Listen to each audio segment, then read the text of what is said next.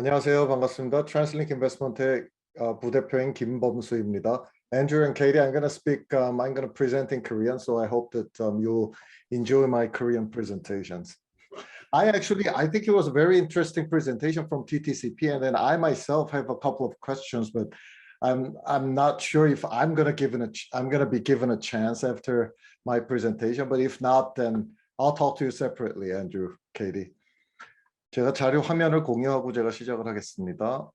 네, 지금 그 TTCP에서 앤드류랑 케이리가 이 전반적인 조금 더 매크로한 부분에 대해서 말씀을 해주셨고요. 저는 뭐 여기서 직접 이제 투자를 하고 있는 사람이니까 조금 더 제가 현장에서 느끼는 어떤 이런 동향, 이런 것들을 좀 숫자 중심으로 보면서 말씀을 드릴까 합니다.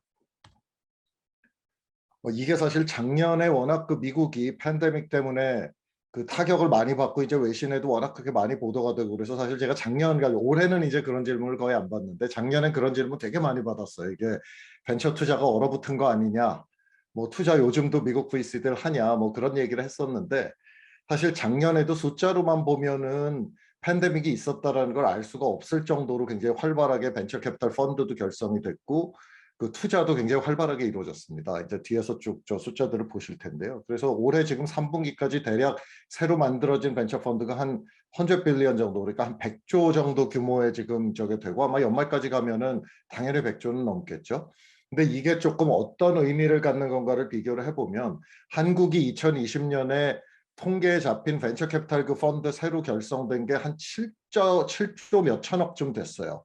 그러니까 미국이 이제 작년에 한 86조 결성이 됐으니까 대략 한국에 매년 결성되는 벤처 펀드 자금이 미국의 한 11분의 1, 12분의 1 이제 그런 사이즈고요. 올해는 아직까지는 한국의 숫자가 나오지는 않았지만 대략 사람들 예상은 올해는 뭐 12조에서 15조 사이 새로운 펀드가 결성되지 않을까. 그래서 그 정도 비율은 계속 유지되면서 실리콘밸리가 우리의 한 10배에서 12배 정도 큰 규모의 VC 펀드가 지금 매년 결성이 되면서 가고 있습니다.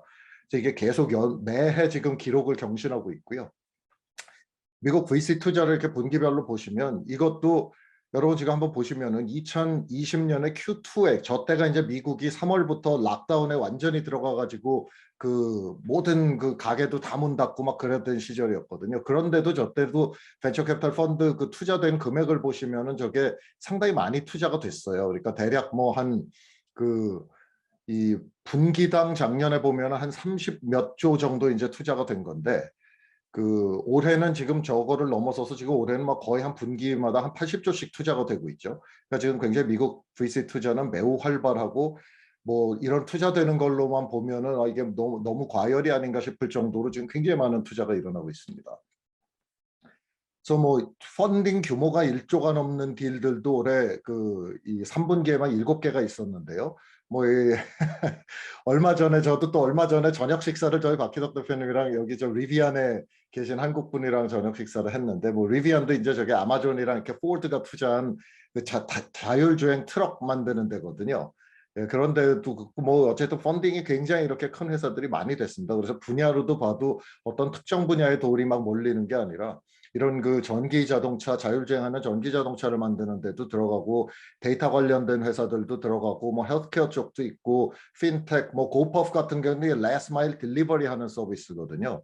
그래서 굉장히 다양한 분야의 이런 메가딜들이 많이 생겨나고 있습니다. 그리고 상장도 아까 이제 TTCP 발표에서도 보시면 이제 유니콘 상장이 굉장히 이제 많이 되고 있는데 요건 뭐 분기마다 조금씩 왔다 갔다 해요. 그래서 상대적으로 3분기는 조금씩 조금 좀 주춤했던 분위기 숫자가 나오는데 뭐 이거는 전체적으로 보면 하여간 상장이 계속 활발하게 이루어질 걸로 그렇게 생각을 합니다.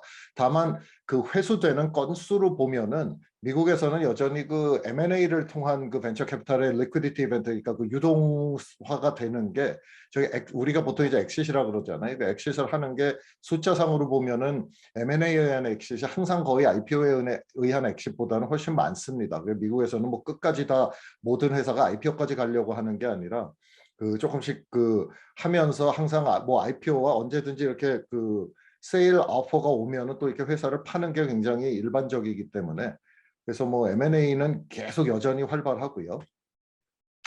뭐 섹터별로 보면은 이게 조금씩 왔다 갔다 하는데 저는 이 섹터별 투자 분야에 대한 거를 거의 한 20년째 보고 있는데 제가 이제 실리콘밸리 나와서 일한 지가 18년 됐거든요. 근데 이 미국과 한국의 제가 볼 때는 조금 다른 부분이라고 하면은 이게 산업별로 요거 하는 게 조금씩의 그 변동은 있지만 사실 굉장히 다양한 산업 분야에 꾸준히 투자를 합니다.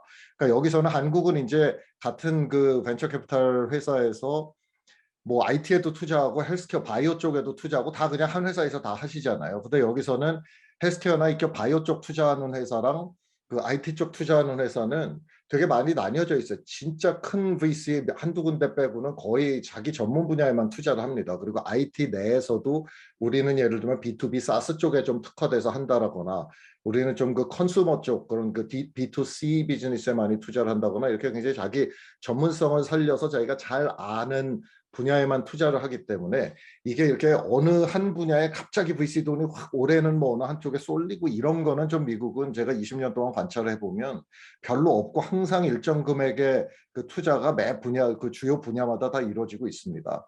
근데 굳이 따지면 이제 올해랑 작년에는 그 핀텍과 헬스케어 쪽, 헬스텍 쪽이 좀 많이 투자가 되고 있고요. 그거는 상황적으로 봐도 뭐 여러 가지로 그런 이 상황이 이제 생길 수 있는 거죠. 예를 들면 헬스케어 쪽이야 당연히 이제 팬데믹에 의해서 이런 그 병원 가구 뭐 이런 게 어려워지면서 원격 진료 이런 쪽도 많이 이제 투자가 되고 있고요. 또 핀텍 쪽도 뭐 아시겠지만 작년에 이제 많은 그 뭐라 그러죠? 한국말로 재난지원금 같은 게 이제 많이 나오고 또 그러다 보니까 조금 여윳돈이 있는 뭐 젊은 층들도 예를 들면 주식시장에 조금 더 본격적으로 투자를 하고 있다라든지 뭐 로빈훗이나 이런 그 여러 좀 회자됐던 그런 사건들이 있었잖아요. 그래서 이게 뭐 이 두 분야가 그래도 작년이랑 올해는 제일 핫했던 분야라고 보입니다. 이 모빌리티 텍 쪽도 사실 VC 투자가 계속 꾸준히 들어가고 있어요. 이제 모빌리티라 하면 여기서 이제 이 숫자에 나오는 모빌리티는 사실 이렇게 라스트 마일 딜리버리나 뭐 스쿠터 비즈니스 같은 거 그리고 또 뭐 자율주행이나 이런 거 아까 말씀드린 리비안 같은 그런 그 자율주행하는 회사 이런 것도 다 포함해서인데요. 저도 모빌리티 쪽이 사실 한국은 이 시장이 조금 여러 가지 면에서 좀 시장이 이제 빨리 안 커지고 있는데 뭐 거긴 여러 가지 이유가 있을 수 있는데요. 사실 모빌리티는 미국에서는 한 뭐 6, 7년 전부터는 굉장히 핫한 분야이고 뭐 이제 모빌리티 하면 보통 자율주행만 생각하지만 자율주행 외에 모빌리티 관련 서비스도 굉장히 많거든요. 그런 제품들도. 그래서 사실 한국이 제가 여기서 투자를 하면서 조금 아쉽게 생각하는 부분은 지금쯤 되면 한국에서도 자율주행하는 이런 전기차 만드는 중견 회사가 이렇게 미국이나 중국처럼 한 두 개, 세 개 정도는 지금 좀 나와줬어야 되는 거 아닌가. 한국이 완성차 시장에서 차지하는 비중이 그래도 있는데요. 또 현대기아 같은 이렇게 세계적으로 경쟁력을 가진 자동차 회사들도 있는데 그 부분은 저는 좀 아쉽게 생각을 하고 있습니다. 그래서 어쨌든 모빌리티 쪽에도 꾸준히 돈이 들어가고 있고요. 뭐 이거는 이제 모빌리티 쪽에 그 주요 투자된 그런 딜들에 대한 겁니다. 이건 뭐그 껌껌이 다 얘기를 하지는 않겠고요. 어, AI 분야에도 계속 투자도 일어나고 M&A도 계속 활발하게 이루어지고 있어요. 그래서 이게 이제 약간 그 우리가 조금 매해 좀 다른 화두를 쫓아가는 그런 경향이 있거든요. 그건 어떻게 보면은 그 한국의 강점이기도 하고 조금은 그게 단점이 될 때도 있는데 그런데 비해서 이렇게 AI나 이런 모빌리티가는 굉장히 어떤 시대를 정의하는 어떤 화두는 사실 그게 한 번 이렇게 딱 나오면은 그 한 1, 2년 그거 해먹고 그 다음에는 다른 데로 가는 게 아니라 이런 화두가 한번 시장에 던져진 다음에 10년이고 20년이고 그 안에서 그거를 이제 거의 모든 산업 분야에 이런 새로운 기술이 적용되는 과정에서 새로운 혁신들이 많이 나와요. 그 방금 전에 우리 탑티어에서 그 발표해 주신 그 내용에도 보면은 클라우드 서비스가 보통 여기서 클라우드 그리고 소위 우리가 이제 디지털 트랜스포메이션이라고 하잖아요. 과거에 우리가 이렇게 개별 서버 데이터 센터에 서버에 있고 우리 컴퓨터에 있던 프로그램들이 전부 클라우드로 가서 이제는 우리가 이렇게 로컬에 뭐를 깔고 쓰는 게 점점 더 줄어들고 있는 그 현상. 기업들도 마찬가지고요. 근데 제가 이제 그 실리콘밸리에서 2008년에 창업을 했을 때 그때 이미 제가 만들었던 웹사이트를 아마존 클라우드에 얹었었거든요. 그때 저희가 별도 서버를 가진 게 아니라. 그래서 사실 그렇게 보면 이 클라우드의 역사가 거의 한 미국에서 보면은 이게 범용이 된 거는 한 15년 정도 된다라고 볼 수가 있는데 그럼에도 불구하고 이제 이 디지털 트랜스포메이션 모든 게 다 클라우드로 옮겨가는 게 이제 시작이라고 보고 있거든요. 아까 TTCP 그 발표에도 보면은 그게 지금 2020년 숫자가 있고 그 뒤에는 기대가 훨씬 더 크잖아요. 그래서 AI 분야도 사실 이게 우리가 어떻게 보면 이런 AI라는 거를 몸 피부로 느끼게 된 거는 5년 전인가 6년 전에 그 이세돌 알파고 대국 때 이제 이게 이런 게 진짜 되는구나라는 걸 우리가 이제 깨달았는데 그 뒤에 이제 알파고처럼 그 일반적으로 사회적인 충격을 주는 것들은 없었지만 AI는 미국에서는 계속 새로운 사업들이 나오고 새로운 회사들이 나오고 조금씩 다르지만 큰 틀에서 보면 AI 카테고리에 들어가는 그런 회사들 굉장히 많이 나오고 IPO도 하고 M&A도 많이 되고 있습니다. 그래서 AI 쪽도 계속 지속적으로 돈이 흘러 들어가고 있어요. 그래서 요 숫자가 이제 작년에도 AI 쪽에 들어간 그 딜 밸류가 뭐 한 20조 정도 되고요. 그다음에 year over year growth로도 굉장히 빠르게 성장을 하고 있고 요거는 제가 9월 말까지 숫자가 없어서 조금 요거는 그 6월까지의 숫자인데요. 그래서 21년에도 계속해서 AI, ML, 머신러닝 쪽 그 VC 딜은 계속 활발하게 일어나고 있습니다. 뭐 엑시트도 굉장히 많고요. 이제 저희도 뭐 얼마 전에 그 투자했던 미국 회사 하나가 이렇게 그 훨씬 더 큰 내년쯤 상장을 목표로 하고 있는 그런 그 데이터 기업에 팔려서 저희도 한 개 엑시트를 했었는데요. 그래서 뭐 이런 엑시트들이 계속 활발하게 일어나고 있고 이게 사실 AI나 그 머신러닝 쪽에 보면은 저희가 매각한 회사도 그런 경우지만 그거 이제 회사 자체가 그렇게 펀딩도 많이 안 되고 그랬는데 워낙 여러 개의 회사가 있는데 그 중에 하나가 굉장히 치고 나가면서 펀딩을 뭐 몇천억, 1조씩 이렇게 받고 그러면은 그런 회사들이 이제 자기네들이 처음부터 다 만들 게 아니라 이렇게 그런 자기네들이 필요한 요소 기술을 갖고 있는 AI, ML 회사들을 그냥 쉽게 그냥 인수를 해요. 또 인수하면은 그 조그만 회사에 있던 창업자들은 또 더 큰 회사에 가서 자기가 하던 일을 하는 거고요. 뭐 그런 게 워낙 미국에서는 생태계에서 활발하게 일어나고 있습니다. 네, 이것도 AI, ML 쪽에 이제 이 acquisition deal activity에 대한 숫자고요. 뭐 건수도 늘어나고 금액도 이제 계속 늘어나고 있죠. 그 올해 1분기에 1조 밸류의 acquisition이 52건이 있었다라고 하는군요. 그래서 뭐 이것도 뭐 모빌아이 같은 거는 이거는 이제 자율주행 쪽이고요. 저기도 인텔 같은 데도 되게 크게 투자를 했죠. 예, 그래서 뭐 이런 그 AI 관련된 회사들은 사실 저게 이쪽은 조금 이 코어 AI를 만들 수도 있게 조금 애플리케이션 레벨에서 만들 수도 있는데 약간 이게 굉장히 좀 그 복잡하고 비슷한 것 같은데 또 들어가 보면 좀 다르고 그런 것들이 굉장히 많습니다. 근데 이제 한국은 상대적으로는 조금 각광받는 AI 업체가 몇 개 있기는 하지만 아직까지 제가 이렇게 한국에서 생기는 AI 회사들을 보면은 조금 대기업들이 필요로 할 만한 쪽을 만드니까 소위 이제 무슨 그 스마트 팩토리 쪽이라든가 프리딕티브 메인테넌스 쪽 그러니까 굉장히 비싼 몇 천억 몇 조짜리 장비가 들어있는 공장에 뭐가 고장 날지를 그 센서 데이터를 이렇게 머신러닝으로 분석을 해서 언제 무슨 부품을 갈아줘야 되는지 이런 걸 예측해서 공장의 그 조업 중단을 예방한다든지 뭐 이런 식의 약간 대기업들이 그 돈을 내고 쓸 수 있을 것 같은 분야에서 좀 제가 AI 회사들을 많이 보는데요. 미국에서는 훨씬 더 다양한 분야에 굉장히 많은 AI 회사들이 나오고 있습니다. 뭐 그리고 그런 회사들을 인수할 때는 이제 뭐 구글, 아마존, 그 뭐 애플이 탑 5가 보통 인수를 굉장히 많이 하고요. 사실 여기서는 그런 M&A 할 때는 500억 이하의 M&A는 보도도 잘 안 됩니다. 이게 사실 워낙 큰 M&A가 많아서 그리고 아까 그 TTCP 프레젠테이션에 보면 acqui-hire라는 단어가 있었잖아요. 그건 뭐냐면 그냥 그렇게 비싸지 않은 막 보도될 만한 그런 값에 사지 않으면서 그냥 직원 인수하는 걸 그냥 회사의 인수를 통해서 하는 이제 그런 형태의 그 딜들을 acqui-hire라고 하는데요. 그런 거는 진짜로 뭐 이렇게 뭐 셀 수 없이 많아요. 구글 같은 회사에서 M&A 팀이 1년에 뭐 한 4, 50개는 아주 간단하게 M&A를 합니다. 그런 건 뭐 조그만 것들은 보도도 잘 안 되고요.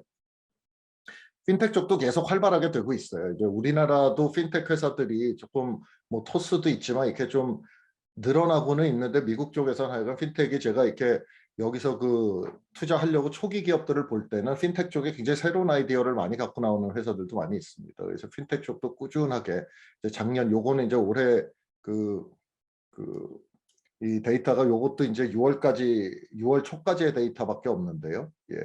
그래서 뭐 핀텍 쪽도 계속 활발하게 되고 있고요. 뭐 VC 엑시트도 활발하게 되고 있고요. 그 여러분 그거 아세요? 그러니까 이 스트라이프라고 그것도 이제 Y 컴비네이터 나온 지금 굉장히 큰 그 페이먼트 그 솔루션 하는 회사인데요. 스트라이프 같은 회사에 스트라이프에 지분을 시티그룹이 제가 알기로는 12%인가 갖고 있어요.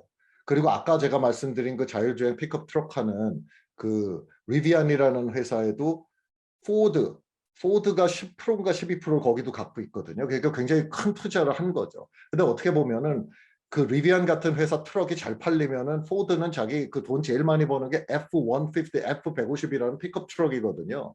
그렇게 있는데, 그러니까 어떻게 보면은 자기 사업과 충돌하는 부분을 하는 거죠. 그러니까 한국으로 치면 뭐라 그래야 될까? 약간 뭐 SK텔레콤이나 KT가 카카오에 일찍 투자하는 거랑 좀 비슷한 건데요. 그래서 어떻게 보면은 여기서는 그런 대기업들이 자기가 죽을지도 모른다는 걱정 때문에 그게 자기를 죽일 것 같은 회사에다가 투자를 실제로 합니다. 그래서 제가 지금 핀텍 얘기가 나와서 그냥 그 시티그룹이 스트라이프 같은 데 투자하고 그러는 게 자기를 죽일 것 같은 새로운 회사에다가 그렇게 미리 지분을 큰 돈을 해서 투자를 해가지고 하는 거죠. 포드도 아마 제 생각에 그 픽업 트럭 팔아서 버는 돈보다 리비안 지난주에 상장할 때 번 돈이 훨씬 많을 것 같아요. 그래서 핀텍 쪽도 그렇게 많은 저게 이루어지고 있고, 그러니까 기득권에서도 자기네 사업을 지키면서도 그렇게 자기네 사업을 뺏어갈 것 같은 신규 사업에도 활발하게 미국에서 투자를 합니다. 그래서 핀텍 쪽에 뭐 탑 VC 엑싯, 뭐 어펌 같은 거는 뭐 한국에서도 잘 아시죠? 이게 그 사실 한국은 신용카드 할부가 되게 잘 돼 있는 나라라 뭐 그 저런 그 뭐 바이 나우 페이 레이터가 얼마나 저게 의미가 있는 건지는 모르겠는데 하여간 뭐 이런 그 좋은 엑싯들이 많이 있었습니다. 네, 뭐 이런 뭐 이 중에 많이 들어보 소파이도 이제 곧 또 상장을 한다라고 제가 알고 있고요. 뭐 아까 방금 말씀드렸던 그 시티그룹이 투자했다는 그 스트라이프도 이제 그렇고 뭐 여러 가지 지금 그 디지털 뱅킹 그리고 미국도 사실 어쨌든 금융 쪽이 예를 들면 스타트업이 이렇게 새로 창업해가지고 은행 계좌 열고 이럴 때 여전히 전통적으로 한번 창구에 가서 뭐 자기를 증명하고 그래야 됐었거든요. 근데 요즘에는 정말로 온라인에서만 이렇게 해서도 그냥 그 은행 그 사무실에를 안 가고 그 구자를 만들고 이렇게 모든 걸 다 온라인으로 처리할 수 있는 그런 은행들이 많이 늘어나고 있고 그런 서비스 기존 은행들도 또 그런 쪽 서비스를 많이 제공을 하려고 하고 있습니다. 리테일 헬스랑 웰니스 쪽 뭐 이것도 그냥 꾸준히 뭐 이렇게 벌어지는 거니까 이건 그냥 뭐 빨리빨리 넘어가겠습니다. 뭐 분야가 그냥 활발하게 계속 그냥 이 여기서는 하여간 미국은 이런 주요 분야에서 계속 꾸준히 투자가 계속 이루어진다. 그리고 이 분야에서 투자하는 사람들은 계속 어떤 전문성을 가지고 자기 투자를 하는 거기 때문에 이렇게 그 딜 액티비티 같은 것들도 이렇게 뭐 조금씩의 플럭추에이션은 있지만 어느 한 해에 확 올라갔다가 그 다음에는 뭐 반토막 이하가 되고 그러는 일은 거의 없습니다. 네, 여기도 이제 뭐 여러 가지 여기 뭐 로라는 것도 저게 이제 텔레메디슨으로 이게 뭐냐면은 이제 그 예를 들면 탈모라든가 뭐 그런 그 발기부전 이런 문제들에 대한 거를 이제 되게 좀 병원 가서 얘기하기가 좀 부끄럽고 이런 것들을 온라인으로 의사들이랑 벌추얼 상담을 하고 그냥 그 의사가 벌추얼 상담을 통해서 처방해 준 그런 걸로 약을 온라인으로 그냥 이렇게 신청하고 보내주는 그런 서비스들이거든요. 그리고 또 여기 이제 토날 같은 회사는 이거는 그 이 운동하는 거고 이렇게 거울 보면서 거기 이제 장비가 우리가 보통 덤벨 같은 거 집에서 들고 하잖아요. 그거 대신 이렇게 그 장비가 이렇게 케이블로 딸려 나오는 그런 그 장비를 파는 회사인데, 그러니까 모델로 보면은 그 자전거 하는 펠로톤 모델이랑 좀 비슷한 거고요. 네, 그래서 뭐 이런 굉장히 그 23andMe는 이제 유전자 분석해서 어떤 뭐 알츠하이머나 무슨 자기가 뭐 어떤 질병에 걸릴 가능성이 있는지 그런 거 분석해 주는 회사고, 그래서 이런 분야에도 굉장히 활발하게 그 투자가 일어나고 있습니다. 재밌는 회사들이 굉장히 많아요. 그래서 결론적으로 말씀을 드리면은 이 작년에도 그랬지만 뭐 코로나에도 불구하고 호황이었는데 올해는 어떻게 보면 그 모멘텀을 더 강하게 타고 가고 있다. 그래서 굉장히 많은 투자가 되고 뭐 모빌리티, 핀텍, 헬스케어 쪽에 계속 투자가 되지만 어쨌든 전반적으로 이게 뭐 지금 어떻게 보면 그냥 거의 산업 분야와 관계없이 다 밀물이라고 보셔도 돼요, 미국. 그래서 지금 굉장히 활발하게 많은 투자가 지금 일어나고 있는 그런 상황이고요. 죄송합니다. 네. 뭐 대략 이렇게 제가 좀 빠른 시간 내에 뭐 여러 가지를 얘기하느라고 그렇게 많은 얘기를 못했는데요. 뭐 나중에 또 질문 있으면은 제가 질문 때도 좀 더 상세한 답변을 드리도록 하겠습니다. 저는 전기공학 공부하고 제가 첫 직장은 삼성이었고 그때 이제 저희 박희덕 대표님이랑 같이 저보다 1년 선배신데 같이 계셨고 한국에 이제 KTB에서 벤처 캐피탈 생활을 시작을 해서 그 KTB에서 국내에서 3년 투자하다가 저는 2003년에 실리콘밸리에 나와서 그때부터 한 6년 정도 그 KTB 벤처스에서 그 미국에 많이 투자를 했고 그 당시에는 이제 소프트웨어 쪽은 별로 없었고 이제 주로 반도체나 그 통신 장비 이런 쪽에 투자를 많이 했었어요. 그래서 상당히 많은 회사들을 뭐 M&A를 시키고 또 나스닥에 상장을 시킨 경우도 있었고요. 그러다가 제가 여기서 2009년에 창업을 해서 한 7년 정도 그 제 회사를 운영을 했었고요. 그다음에 2017년에 저희 트랜스링크로 돌아가서 지금까지 일을 그 한국, 미국 양쪽에 투자를 하고 있습니다.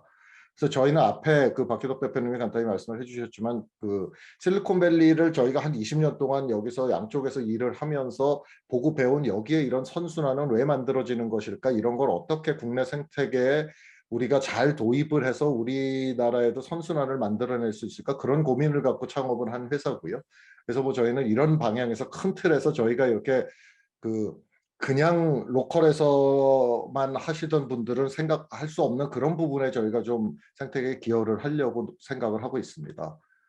그래서 저희가 사실 이렇게 실리콘밸리에 대해서 저희가 배웠던 그런 것들을 이 강좌 비슷하게 만들어서 저희가 유튜브 채널도 운영을 하고 있고요. 그래서 여기는 이게 지금 올해 봄부터 4월부터 운영을 하고 있는데 뭐 여기에 굉장히 그 실리콘밸리와 이런 그 미국 그 이 진출이나 이런 미국에서 투자받는 법 뭐 이런 거에 대한 거를 다양한 영상들을 저희가 올리고 또 매주 한 번씩 라이브도 해서 그때 많은 스타트업 창업자들이 들어와서 얘기를 하고 있습니다. 저희는 한국에 지금 한 1,000억 정도 투자를 해놨고요. 한국에서는 이제 저희가 시리즈 A나 좀 그 전 단계에 주로 투자를 합니다. 그리고 한번 초기 투자한 다음에 계속 그 저희가 그 유망 기업에는 계속 팔로운 투자를 하면서 가고요. 저희 포트폴리오 중에는 이제 잘 아시는 이제 프리-IPO 펀딩을 하고 있는 그 마켓 컬리라든가 이제 또 그 패션 이커머스 쪽인데 그 이 패션 이커머스 하는 그 브랜디라는 회사도 이제 곧 뭐 올 말이나 뭐 내년 초에 유니콘이 될 걸로 생각을 하고 있고요. 그래서 한국 쪽에서는 저희가 보면 한국이 그 범 이커머스 시장이 굉장히 커요. 그래서 저희 쪽이 이제 여러 이커머스의 여러 버티컬에 저희가 투자를 뭐 많이 해놓고 이제 컬리도 그 한 버티컬 중에 하나죠. 이제 프레시 그로서리 쪽으로 이제 하는 거고 저희가 뭐 포트폴리오 한 50개 가까이 투자를 하다 보니까 굉장히 다양한 분야에 많이 이렇게 투자가 돼 있습니다. 미국 같은 경우는 저희가 굉장히 early 스테이지에 투자를 합니다. 일단 그 뭐 한국의 어떤 펀드 사이즈로 미국에서 시리즈 A or later 아까 뭐 보셨겠지만 지금 2021년의 현황이 옛날에 시리즈 A가 지금은 뭐 시드도 안 돼요. 거의 엔젤 라운드를 하고 있습니다. 옛날에 우리가 시리즈 A라고 해도 2 to 5 밀리언은 요즘에는 시드에 다 하거든요. 그래서 뭐 여기는 저희는 미국에서는 훨씬 더 유망한 기업을 아주 초기에 다른 그 미국 VC들이 찾기 전에 찾아서 투자를 하자라는 전략으로 임하고 있고요. 그래서 저희가 그 지금까지 한 1,000만 불 정도 좀 굉장히 한 건당 최초 투자를 한 4, 5억 정도 규모에서 하면서 투자를 지금까지 쭉 해오고 있는데 저희가 투자한 뒤에 뭐 여기에 그 유수의 엑셀러레이터도 뭐 Y 컴비네이터 같은 그 엑셀러레이터들에도 많이 뽑히고 또 미국 VC들이 저희 뒤에 투자를 저희랑 또 그 다음 라운드를 저희랑 같이 투자하고 이런 사례들이 많이 나오고 있습니다. 그래서 미국 쪽에서는 저희는 B2B 사스 쪽 비중이 좀 높아요. 아무래도 저희가 이제 그 외국인으로서 이렇게 컨슈머 쪽에 좀 투자하는 거는 저희가 조금 리스크가 있다라고 생각해서 너무 도안인몰에서 조금 저희의 전문성을 가지고 이해할 수 있는 게 그 기업용 소프트웨어 쪽 시장이 많아서 그 저희가 그쪽에 좀 투자를 많이 하고 있고요. 그다음에 이제 하드텍 쪽도 저희가 이제 한국과의 연관성이 있어서 저희가 한국에 있는 저희 그 대기업의 관계를 활용할 수 있는 투자권을 하고 있습니다. 그리고 헬스케어 쪽은 저희가 파마 쪽은 못 하고 그러니까 신약이나 이런 쪽은 투자를 안 하고 그 이 IT 기술을 접목해서 그런 IT 기술을 쓰는데 이제 애플리케이션의 헬스케어인 그런 쪽 분야에 저희가 또 투자를 좀 하고 있습니다. 네, 그래서 저희가 대략 뭐 지금 여기서 VC 투자되는 분야별 동향이나 그런 거 제가 자료 보면서 말씀드렸고요. 이제 뭐 저나 그 이 PTCP 쪽에서 발표해 주신 내용에 대해서 뭐 질문 있으시면은 해주시면은 저희가 성실히 답변하겠습니다. 감사합니다. Thank you. Thank you, Katie, Andrew, and Mr. Kim. I really appreciate your for the sharing your insight and knowledge with us. And then maybe let's go over some questions. We have some live questions from audience, and then I'm gonna read it for the audience. The first question is the liquidity of venture capital market in US entry level is much higher than before. And the speed of fundraising is also fast growing. As a GP, how you guys differ and select the good company for your portfolio profit? How you add value for the company you invested? In LP side, it is really difficult to choose the GP, which GP to choose. And also, and if you don't mind, could you share your average leverage ratio when you buy your deal? So Okay, Andrew, can you answer to that LP part question first, if you don't mind? Yeah. On the LP side, yeah. So for leverage, we don't use leverage on our side, so maybe relevant for you, Bumsu. But yeah, on the LP side, when we're looking at managers, I think for us it's a lot more encompassing because we're also looking at the profile of the firm and the teams, and who's prepared for a generational succession, who's actually growing and investing in their talent, and able to retain their talent. And I think you're seeing a lot of firms, a lot of big name firms these days able to recruit junior team members from other firms and pick them off. So we think that the ones like good culture, demonstrated success, even before and after the pandemic, or even the last 5 years, and the longer that you go and the more you can prove you can invest through various market cycles, not just right now, because everyone looks like a genius right now, is the more attractive that we get. And we typically focus more on institutional platforms that might have 3 or 4 partners that can generate really great returns rather than one who has the best deal flow in the world. We think for us, we think about commitments over several fund cycles, not just one at a time. So those are things that we look at. 그 LP 사이드는 그 앤드루가 답변을 해주셨으니까 I'm going to cover the GP side question. 그 GP 입장에서 사실 투자를 할 때 이게 뭐 그 경쟁이 굉장히 미국에서는 심하거든요. 그래서 사실 이렇게 뭐 되게 여유 있게 딜을 못 봐요. 그러니까 이게 아주 간단히 얘기하면 그냥 그 내 눈에 좋아 보이는 딜은 다른 투자자 눈에도 좋아 보이거든요. 그래서 사실 굉장히 빨리빨리 이거를 투자할 만하다 아니다를 판단을 할 수 있어야 되고, 이제 저희 같은 경우는 사실 미국에서는 상당히 얼리 스테이지에 투자를 하기 때문에 뭐 근데 얼리 스테이지도 경쟁이 심하긴 마찬가지입니다. 경쟁이 심하긴 마찬가지인데 일단은 얼리 스테이지로 갈수록 이게 저희가 그 파운더를 어떻게 평가하느냐가 굉장히 중요하거든요. 그래서 거기에는 어떤 포뮬라가 있는 건 아니고 저희가 이제 저희 나름의 오랜 경험을 통해서 이 미국에서 저희가 투자하는 이 파운더들을 어떻게 평가할 것인가에 대해서 나름의 그 노하우를 회사 차원에서도 갖고 있고 또 개별 그 저나 박규덕 대표 같은 그 파트너 레벨에서도 또 본인만의 시크릿 소스가 있어요. 그래서 그런 것들을 가지고 사실 이렇게 평가를 해서 이거는 투자할 만하겠다 못하겠다 이런 거를 좀 그 빨리빨리 판단해서 투자를 하는 편이고요.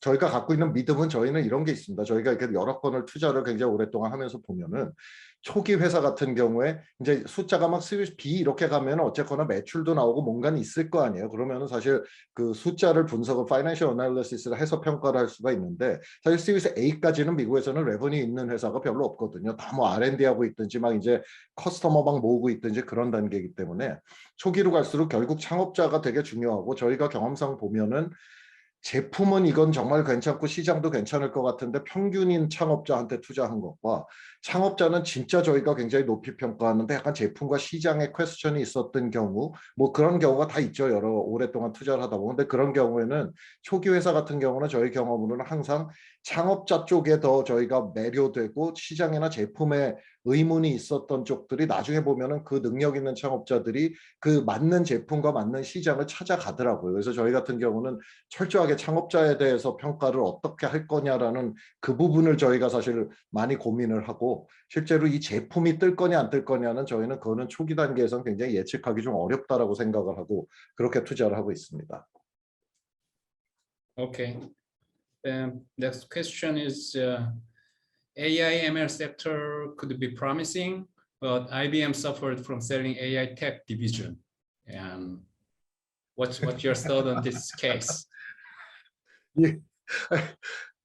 I don't think anyone in Silicon Valley has ever thought that IBM was innovating with this AI division. I guess that Hugh asked this question. Hansel is talking about the Watson. I don't know what AI tech division IBM sold, but 이거는 저희는 아무 영향을 안 미칩니다. 그러니까 IBM은 사실은 실리콘밸리에서 그 혁신을 하는 회사라고 생각을 해본 적이 없고요. 20년 전에도 그랬어요. 그래서 사실 제가 아까도 말씀드렸죠. 18년 전에 여기 처음 왔는데 그때 창업자들 중에 여기서 약간 VC들이 그다지 반기지 않는 출신이 IBM, 휴렛 패커드 이런 데입니다. 왜냐하면 그런 데는 기본적으로 뭐라 그래야 될까? 굉장히 큰 규모로 그 규모의 힘으로 먹고 사는 회사들이어가지고 속도감이 뭐 휴렛 패커드 다니는 분한테 제가 진짜 옛날에 우스갯소리로 들은 거는 삼성에서 그분이 이제 삼성에서 일하다 휴렛 패커드 가신 분인데 삼성에서 이거 한 달이면 할 거를 휴렛 패커드에서는 6개월에서 1년 계획을 한다라는 거예요. 그건 물론 이제 빨리 하는 게 단점도 있지만 어쨌든 그래서 IBM 쪽은 AI 이거에 관련해서 뭐 IBM이 진정 무슨 AI를 만든다라고 생각하는 사람도 제가 본 적이 없고 저게 뭐 IBM이 뭐 그렇게 팔든 저거는 전혀 그 AI 섹터에 평가하는 데는 전혀 영향을 미치지 않았습니다. 그러니까 IBM이 왓슨을 많이 선전을 하고 상당히 앞선 거로서 선전하고 있는데 여기 있는 택 기업들, 실리콘밸리 있는 택 기업들에 비해서 이노베이션이 떨어진다고 보고 있는 거죠. 그러니까 당연히 안 팔리는 거고요. 어떤 그 한국적 시각으로 보면 IBM이 혁신하는 기업들이지만 여기 있는 실리콘밸리 기준으로 보면은 혁신에서 뒤처지고 있는 기업인 제품을 팔려고 하니까 안 팔리는 거다고 보시면 될 것 같아요. 결국 워크 컬처도 이제 에쿼티 하이어 뭐 인플루이 하이어 개념으로 뭐 이런 개념으로도 다시 살 수 있는데 IBM에서 일하고 있는 분들을 하이어해서 그러니까 실제적으로 그 이노베이션을 만들기에는 상당히 힘들다고 평가를 받고 있기 때문에 일하는 그러니까 워크플로우가 틀린 거죠. 스타트업들은 1, 2년, 2, 3년 내에 엑스큐션을 통해서 결과를 만들어내야 되는 어떤 그런 것들에서 상당한 익숙해져 있는 문화를 갖고 있는데 IBM이나 이런 쪽에서는 그런 워크플로우가 사실은 많지 않기 때문에 그런 사람 익숙해져 있는 환경에 있는 사람들을 그러니까 채용해서 혁신을 만들지 못하고 보기 때문에 살 사람이 없다고 보는 거죠. 예, 그 정도가 저희 답변인 것 같습니다. And next question is probably you already covered on your presentation, but what industries do you think will be promising in year 2022 or upcoming years? So Andrew, can you share your view first? Yeah, sure. I think one of the things that we're excited about is vertical software. If you think about how we can digitalize just traditional industries and the runway that can grow, I think it's pretty attractive if you can kind of own one entire market. Some of these markets like the auto industry or healthcare are just absolutely massive. That have multiple winners.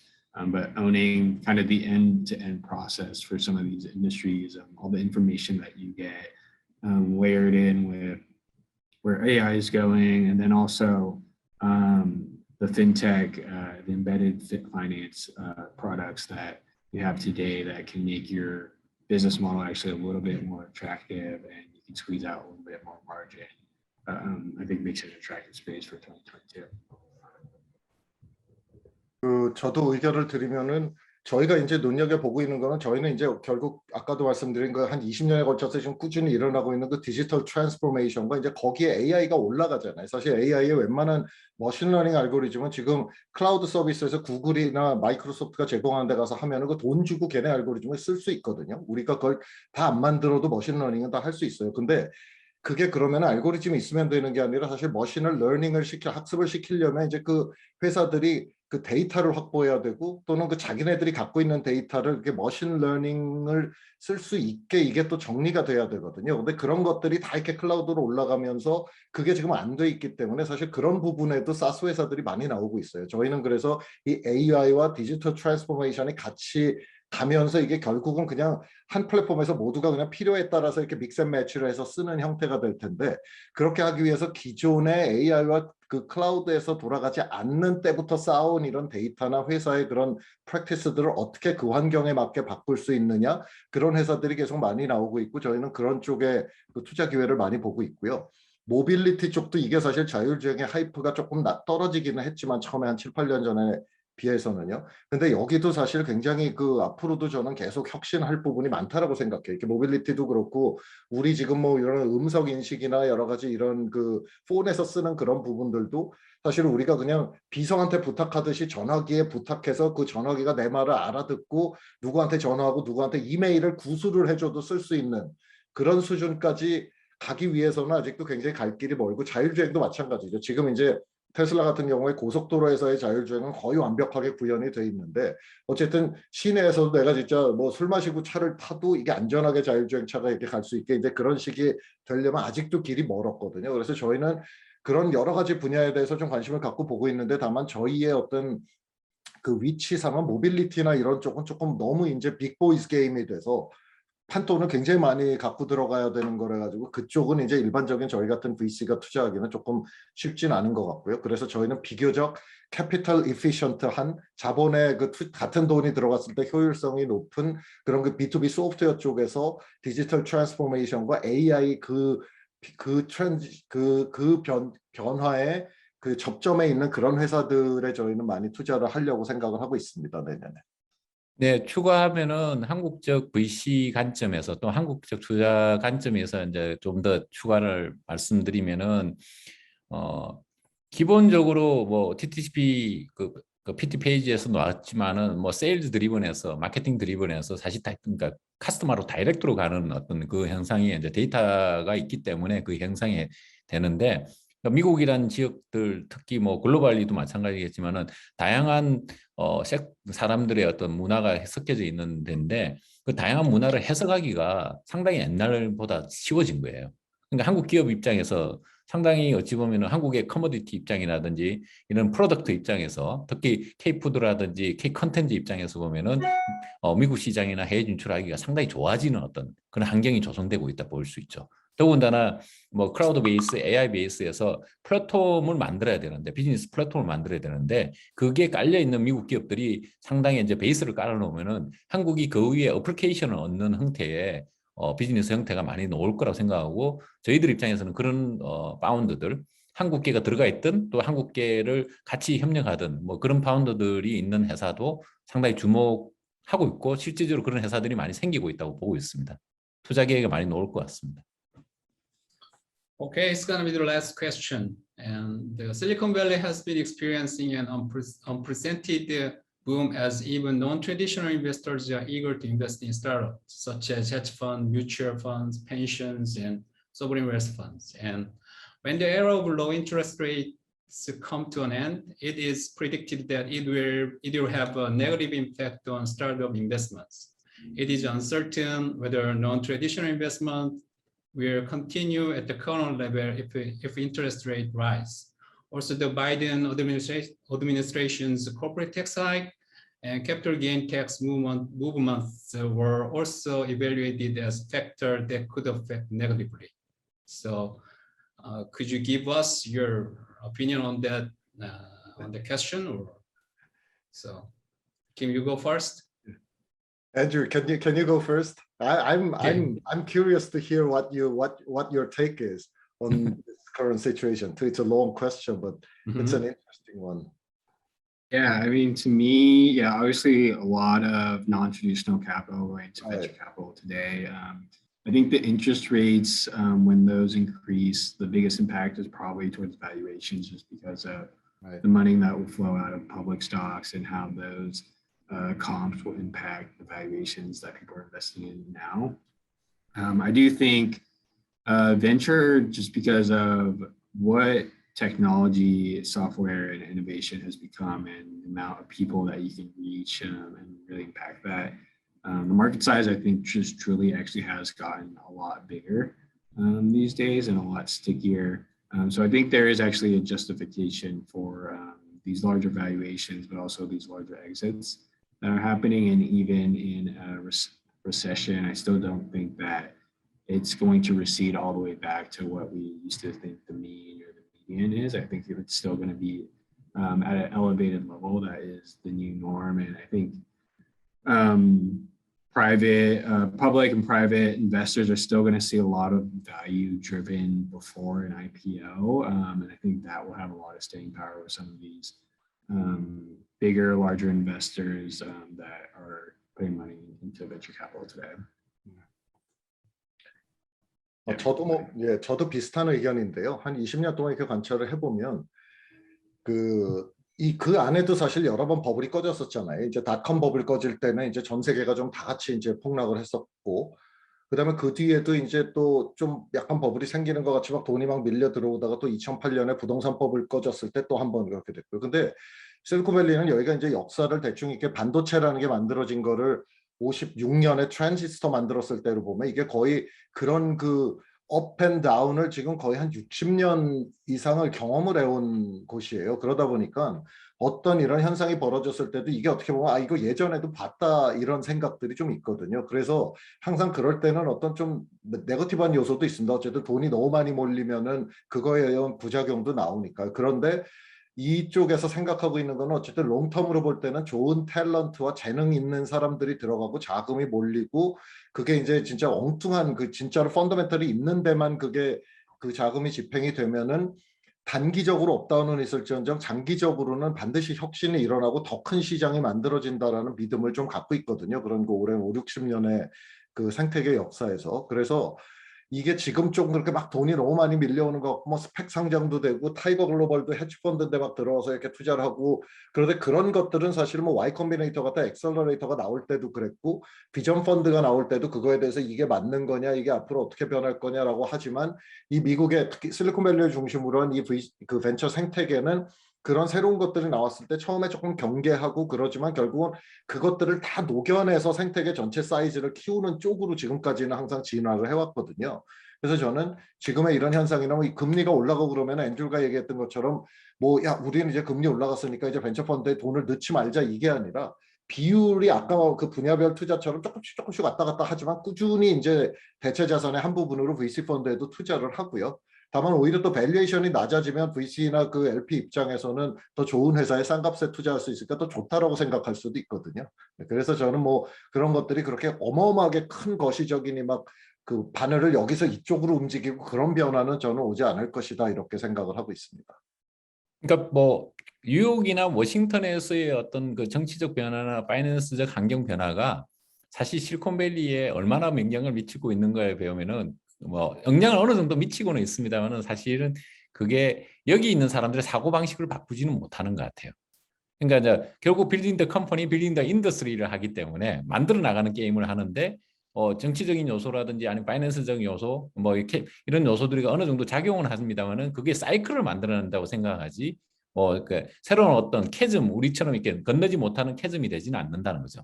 그러니까 꾸준하게 그 사이클의 흐름을 타면서 업일 수도 있고 다운일 수도 있으나 새로운 트렌드 특히나 여기 같은 경우는 디지털 트랜스포메이션이 한 10여 년 전부터 시작됐는데 더 크게 지금 성장을 하고 있고 그게 그 기반이 클라우드나 AI나 머신러닝 때문에 훨씬 더 큰 산업의 변화가 흐름이 나타나고 있다는 것을 여기 있는 사람들 확신하기 때문에 계속 투자도 하고 또 새로운 창업을 하기 위해서 스타트업들이 많이 생기고 또 최근 들어서는 뭐 상당히 IPO도 활발하게 일어나고 있는 어떤 그런 상황이기 때문에 그런 것들을 아마 좀 더 다른 관점에서 보셔야 될 것 같아요. 그러니까 기존에 우리가 뉴욕에서 나오는 파이낸스 인포메이션을 많이 그러니까 핀포를 많이 참고를 하시는데 실리콘밸리에서의 시각도 또 거기에 활동하는 뭐 P라든지 VC라든지 펀드 오브의 어떤 그런 시각도 상당히 좀 중요하지 않을까. 특히 한국이 글로벌라이제이션 되면서 중요한 포지션을 차지해야 된다고 저희는 생각하고 있습니다. Thank you.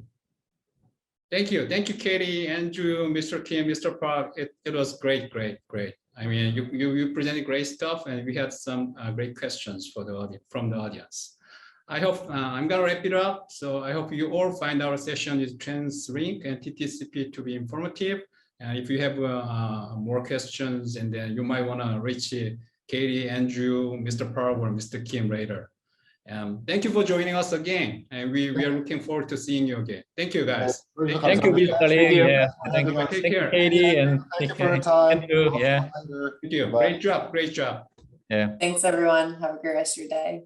yeah. Thank you. Do your happy hour, Katie. I saw that notification. It was Andrew's. I'm Yeah. unfortunately Was not it going. Andrew? Yeah. Okay, all right, Andrew, you enjoy. All right, bye, everyone. Bye-bye. See you next Bye. day. Have a Yeah. good rest of the day.